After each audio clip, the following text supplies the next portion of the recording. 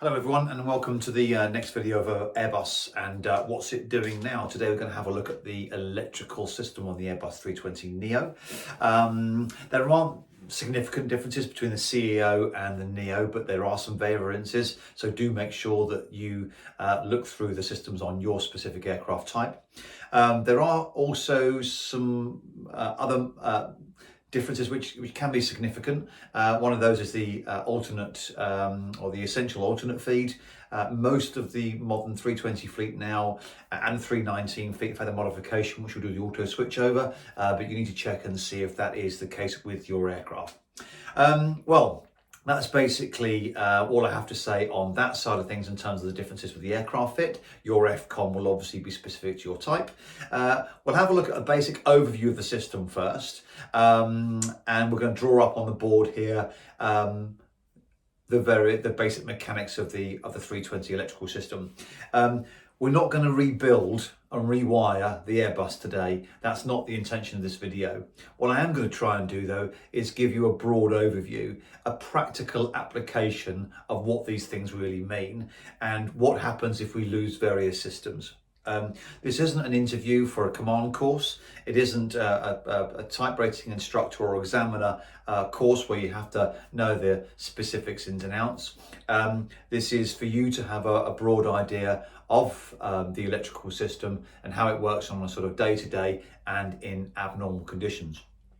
If you want to know what the voltages are, what the parameters are before you get an ECAM warning, well, you know, that's all available to you in the INCOM and the FCOM. That's not the purpose of this video. Okay, so once we've had a look at that, we've had a look at the basic systems and we've had a look at the failures. What I'll do then, I've had a few requests to actually put out this video on the electrical system, but also specifically to have a look at the emergency electrical configuration as well. So I'll briefly touch on that initially, and then what I'll do is towards the end of this video, I'll then redraw the system just looking at the emergency electrical configuration as well. Throughout the video, I've got a little bit better now at producing these instructional videos by some software on my PC, and I'm now using my iPhone as well, and I think that's a lot better than the camera that I was using. Okay, so without further ado, let's have a look at it then. So starting off with the bottom here, of course, we have the IDG1. Okay, now the IDG1 and IDG2 are your integrated drive generators. This is the drive and the generator and the cooling all in one, hence the title integrated. And that's the important thing to remember. On your overhead panel, picture coming up very shortly, is generator and IDG. You can split the system. You can just turn the generator function off. But if you hit the IDG, that's it. You can't reset it. That is something that needs to be reset mechanically on the ground by the engineer. Don't get the two confused. If your ECAM comes up and says generator off then on, when you have some bus failures, press the generator, not the IDG. The IDG is covered. Remember to cross-check that with your pilot monitoring. Good. Then we have down here, we have the APU as another source, and we have the external power. As another source, and of course we have the other source, which is the emergency electrical contribution via the emergency generator, which I'll talk about that in a second. There's also some confusion I find about the priorities, and it doesn't really read very well in the FCOM. The way that I like to remind myself is a mnemonic called Gear B. Gearb. Okay, this is the priorities the aircraft likes to receive the power. Okay, what this means is the primary source that the aircraft likes to receive, and if it has it or it will prioritize that, are the generators. The next source is the external power, such as the ground power. The next source is the APU. And And this makes sense as well, doesn't it? Because if you're taxiing in and you're doing single engine taxi, you start the APU so that you can power the other side. But if you've got both generators going and the APU going, then the aircraft is going to take priority from the generators. And it's only when you turn a generator off does the APU take over. Now that gives you a bit of a practical example. The last thing, or the next last thing here is the RAT. I hope you can see that on the board there because this orange doesn't come out terribly well. And then on the last one is the batteries. So Gen external APU RAT and BAT, gear B. That's the way I remember it. I hope that helps you. Okay, so from IDG1 then comes up and primarily its primary next job is to power AC bus 1. Good. And from AC bus 1, we come up to an essential TR. Might have drawn that the wrong way, okay? And the essential TR1 powers DC bus 1. Forgive me if this is a bit basic for some of you watching this, you'll have this diagram already in your mind, but I think it's just a good reminder and how to fix this in your mind. If you already know this, great, you'll be able to fast forward and we'll come back to something more that's relevant to you a little later on. Okay, so from up from IDG2 comes AC bus 2.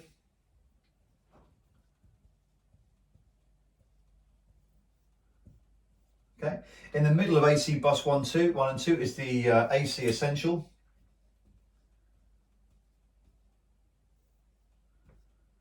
And this is fed primarily by AC bus 1. Now I mentioned earlier on, as if your aircraft is fitted with an auto switchover for the AC essential, what that means is there's some bus tie breakers in here basically, and if AC bus 1 was to fail, not only would you lose DC bus 1, but also you'd lose the AC essential. DC bus will be recovered from the other side, but AC essential bus would also fail, which would AC bus 1 fails, AC essential bus would fail as well.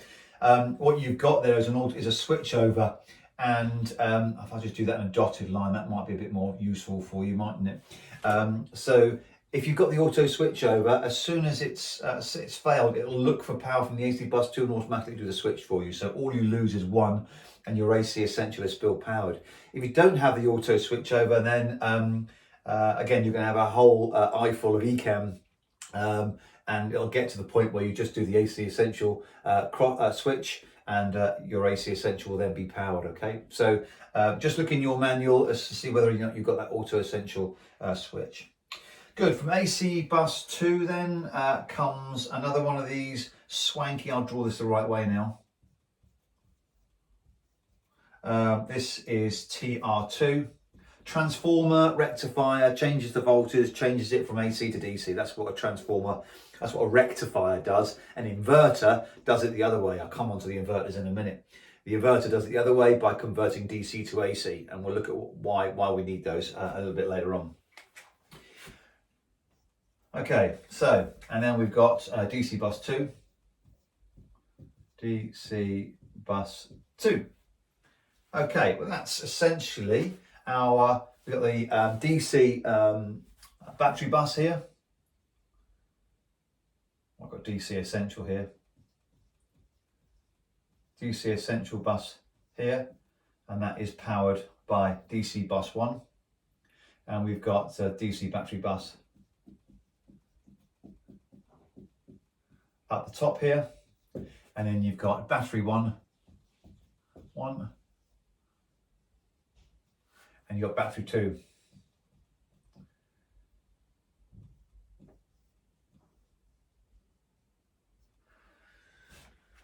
Okay. DC bus 1 has the DC battery bus and the DC essential bus. Now I've got the top here, you've got the batteries, and these have a hot battery bus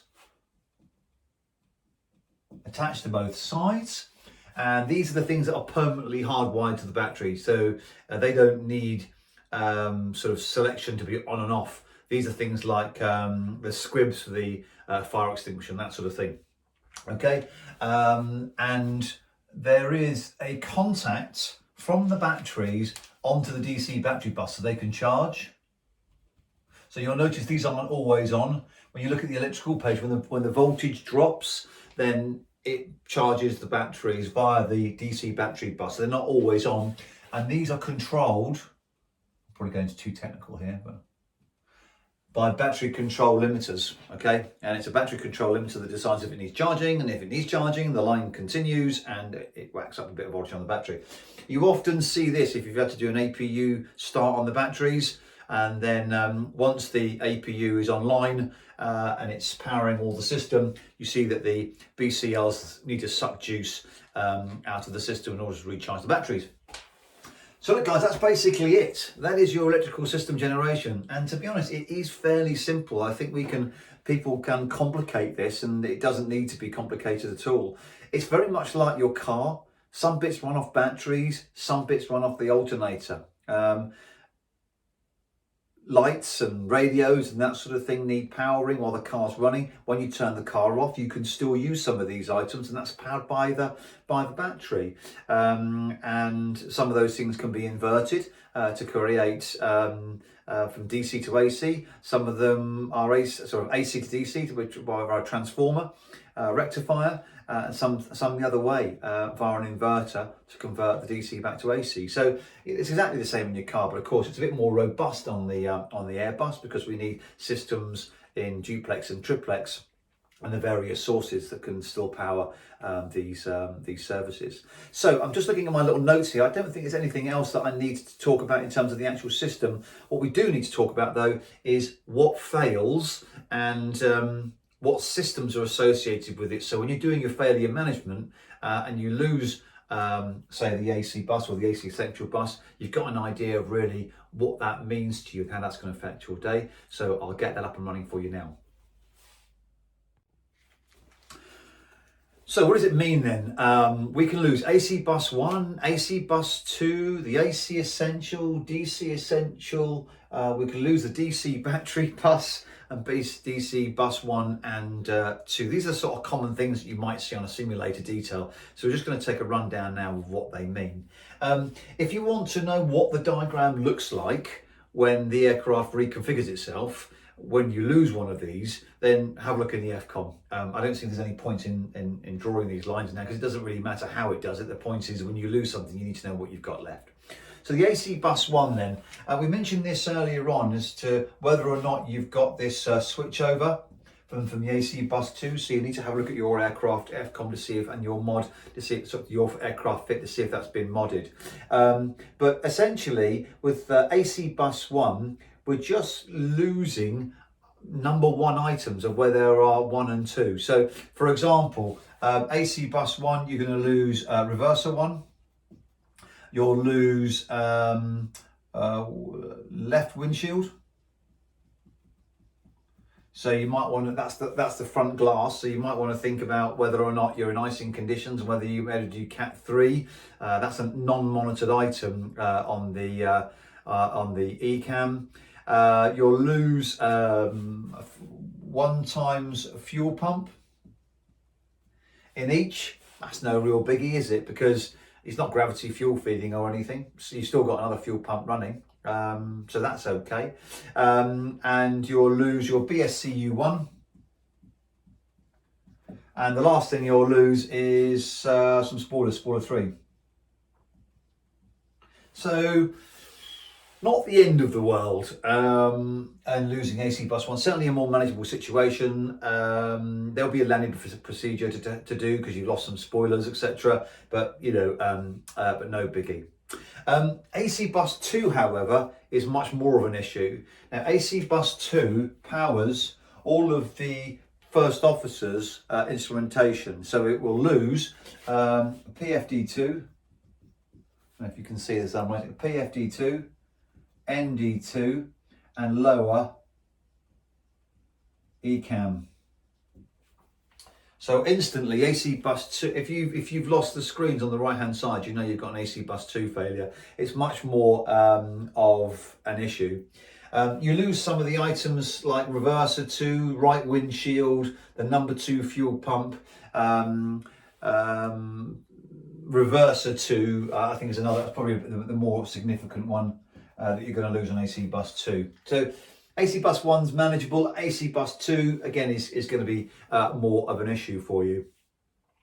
The next one that's the biggie is the AC Essential, because this is where the captain's instruments is powered from.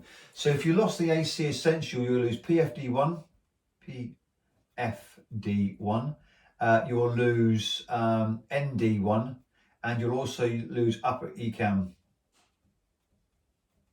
So in both of these situations here, there's going to be some switching required, and also on you losing the lower ECAM, to put the status page up to the top, you need to hold the button down. So there's a few other things sort of managed there. So the AC bus 1 not so big, but certainly AC Essential and AC bus 2, as far as the AC side is fairly significant. And I would say out of all the failures, really, it's the AC side that's going to cause you the biggest problems. As far as the DC Essential is concerned, that's another one that's a little bit more meaty. I think the clue's in the title there with Essential, isn't it, really? So here you're going to have no autopilot, and you're also going to have no aural warning. And the reason for that is that the audible horn, so the audible speaker isn't working. So you won't get anything come out of there at all, which is going to be a bit odd. You can recover it because part of the ECAM asks you to switch over to audio to FO or captain, and that will recover the speaker. There's also no auto thrust. Again, you won't know this because you haven't got a ding. The only way you're going to know this is on the ECAM, it will say to you move thrust levers. So you've lost the auto thrust, you've lost autopilot 1, and you've also lost your blue hydraulics. Good. So out of the 3 there, AC Essential, AC Bus 2 and DC Essential are the biggies, really, I would say. Good. Okay, so what happens if we lose DC bus 1? Again, it's reverser 1, and what else do we lose in there that I've made a note of? Probably, Cat 3 is an op, and I think left windshield heat as well, but again, not a massive problem for you. DC bus 2, flaps and slats are slow.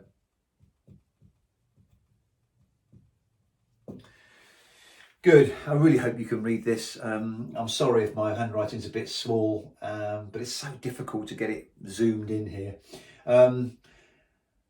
I think that's really it. I mean, honestly, as far as electrics is concerned, I wouldn't make it any more complicated than that. You know, if you confuse yourself with numbers all the time, I think if you're a genius and you have a photographic memory, then fantastic. I mean, you can give me some help in trying to remember some of this stuff. But on the line and even in your sim, you don't need to know it. Okay, it's great if somebody asks you some technical questions, you can come up with this, then that's fantastic. But for me, I'd much prefer people to understand a little bit more about how they're going to manage problems and what the reconfiguration is going to be and ultimately what they're going to lose.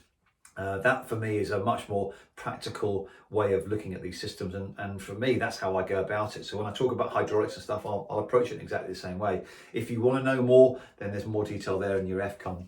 One thing I will say about the DC bus 1 and the DC bus 2, I couldn't find the resource for it or in the failure, but there is an issue with the HP valves, and they are powered by one of the DC buses. So if you've suffered a DC bus failure and you come to shut your engines down, when you shut the engines down, the engine master switch, which shuts off the HP valve, then it won't shut down. Okay, so you need to go to the overhead panel and push a fast switch which will shut the LP down, which will then takes a second or two, but that will shut the engine down. Good. Okay. The next thing we're going to have a look at then is the Emma elec config, and that is this bit here, what I like to call the heart of the system. It's the DC and the AC essential, and what I'm going to do is a nice big blue rat in here. Now the DC and the AC essential are fed by the rat. I'm going to draw one here for you. That's what it looks like. And how long does it take for the generator to come online after you press the button? The way I remember it is a picture of a propeller. It's 8 seconds. Okay. Just a little intro there into the emergency electrical configuration. The next shot I'm going to show you, or the next video, we're going to go straight onto the Emma elec config. Okay guys, so the emergency electrical configuration then. This is where we lose AC bus 1 and AC bus 2. That's when we get into the Emma elec, if we've lost them. Or if we want to put the aircraft into the smoke configuration, which is very similar to the Emma elec. It's just that the fuel pumps are taken downstream of the, not downstream, upstream of the generator 1 line contactor. So they are upstream of it. So when the generator 1 line cuts, those fuel pumps are still powered. But essentially, it's exactly the same in terms of what you're going to see on the systems page. The other notable difference is that 75% of the load is taken away, and the only systems that are then powered are the ones that are above your head on that overhead circuit breakers. There might be some on the hot bus sheds and stuff, but essentially what's up there above your head. Okay, so here we are then. Let's just assume that AC bus 1 and 2 are no longer powered, and the emergency electrical configuration commences. The generator then starts to deploy, and remember what we said about how long it takes for that to happen. The best way to remember that is to draw a propeller, and it takes 8 seconds for the process, from the process commencing, either you selecting it in the overhead panel or by the switch, which I'll show you here, or the aircraft automatically doing it when it realizes there's no power from the AC bus 1 and AC bus 2. In the meantime, however, you're going to be on batteries, okay? And this is a very clever thing that Airbus have done here, okay? Because imagine what you really need to fly an airplane, and remember that there are no AC buses powered here. The only thing that's powered, or that's powering the airplane when you lose AC bus 1, 2 and you've got no rats, because it's taking 8 seconds to come out, is batteries. Okay, so if you have a look at your instrument cluster, your PFD1, your ND1, your upper ECAM, your lower ECAM, your ND2 and PFD2, the only things you're gonna have are PFD1, upper ECAM, and also FMGC1. Okay. The rest of it, sorry, I must not keep so many pens in my hands. The rest of it is gone. So no ND, no lower DU, no PFD and ND2. So why is that then? Well, think about what you need in order to fly an aeroplane. You need an indication of your pitch, and you need an indication of your power. Remember the old adage, pitch and power equals performance. And I think that's really clever. The Airbus have decided, what does the pilot really need if he's flying the airplane and suddenly a loss of all electrical power? He needs to know what the world looks like outside, whether he's climbing or descending and banking, and he needs to know how much power he's got on, because he knows that at 35,000 feet he's going to have about 2.5 degrees of pitch and about 88% N1, and he knows that if he's got that datum, he's still going to fly the airplane. Happy days. Good. Okay, I'll rub that out now. Obviously, as you start to recover the power, then the other instruments start to come on. Okay. Good. All right. So let's have a look at this Emergen then. Clever bit of stuff. So we've lost AC bus 1 and 2. Remember, the emergency generator is AC powered, so it can come down here to the AC essential bus. Nice and simple to power that. And then it comes up here via an essential TR. And we'll put that in its own little posh little blue box, and then it'll come up and it will power the AC essential. So the DC essential, my apologies. So that's really it. We've got the generator running, and as long as you're above 140 knots, then the propeller on the front of the generator is going to spin. That's going to spin up via a blue hydraulic motor to power an electric motor, and that's then via essential TR going to power the DC essential, and also the essential, and also the blue hydraulics system as well. Very smart. The problem comes then when, before I go on to that, remember, because some people have asked, well, if I press the Emergen while I'm in normal flights, and I've seen this happen actually before in a simulator detail where the crew commenced an emergency descent, and they had an explosive decompression. It was in a day two sim, and rather than reaching up and pressing the passenger oxygen mask man on, which deploys automatically, but it is a sequence that we follow to ensure that they have deployed, they actually press the rat. And the question was, well, why didn't we go into the emergency electrical configuration? Well, the reason for that, remember, is the only time you're going to go into this is in the smoke drill, or when you've lost AC bus 1 and 2. And also remember, our priorities the aircraft likes: generators, external power, APU, RAT and BAT. Okay, so as long as you've got your generators running, you're not going to get into the emergency electrical configuration. The RAT will extend and it will power the DC essential and the AC essential in exactly the same way as I'm showing you here, but the aircraft will be in normal configuration, and everything will be normally powered. Absolutely no problem at all. And when the RAT stalls, then everything will reconfigure itself, which is really, really smart. Okay, so the problem now comes when the RAT stalls, okay, and we stop losing emergency generator power. And this is where the batteries start to come in. So once you're essentially below about 100 knots, the RATs will no longer be powering your essential and the DC and AC essential. So let me just choose the right pen here. So in our system, remember, we've got battery one, and we've got battery 2. I want to draw a little battery symbol here for you. Good. And this is now the only means of supplying power to the equipment there, that once the RAT has stored as a bit of a backup. And very cleverly, via the battery, remember the battery is DC, we now have a static inverter. And that will then come as an inverter down to power the AC essential. And then battery 2 is DC. The DC essential bus is then powered by battery number 2. Simple as you like.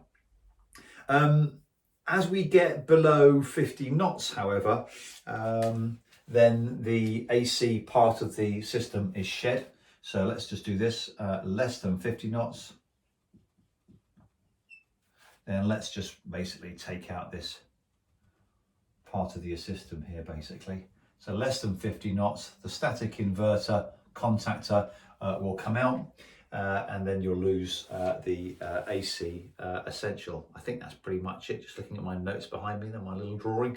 Yeah, so there we have it. The emergency electrical configuration. So things to remember: if you do find yourself in the emergency electrical configuration, then obviously you've got some eCount to do. There's also a really useful information in the QRH, which is managing those complex failures. There's a supplementary QRH to have to go through there, and it will basically tell you how to manage the approach. And there's also a list of systems that are remaining to help you as well. That's if you've got the time, etc., to go through that. But actually, what I would do probably now, after having watched this video, is maybe go through the QRH and just have a look through and just see the systems that you've got when you're in the MRLEC config, what you have got, what you've got when the aircraft, when the rat stalls at 100 knots, and then what you've got left at 50 knots. And you've put some more meat on the bone here for you.